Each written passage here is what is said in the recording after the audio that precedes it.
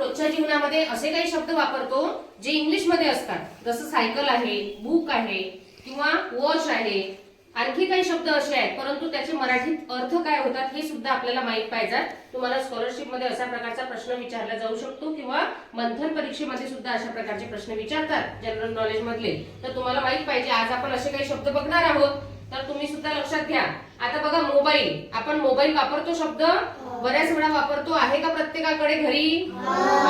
पप्पांचा, मम्मीचा वगैरे. तर मोबाईलला मराठीमध्ये काय म्हणतात? काय म्हणतात?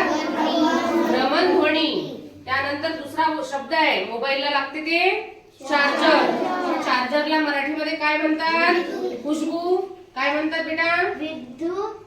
विद्युत भारक. काय शब्द आहे? विद्युत भारक. तसाच मेसेज, मेसेजला मराठीमध्ये काय म्हणतात? संदेश. राहील का लक्षात? त्यानंतर पॅन्ट.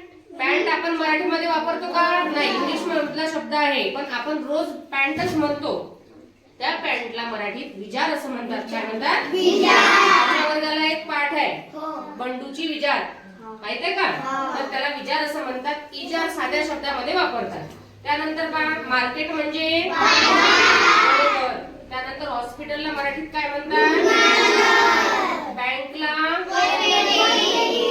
पेढी. काय म्हणायचं समजलं?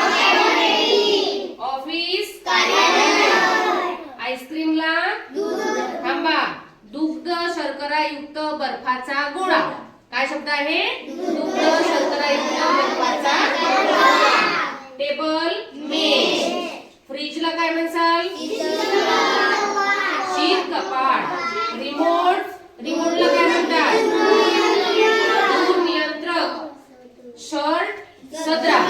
शर्टला मराठीत काय म्हणायचं? टेलिव्हिजनला दूरचित्रवाणी.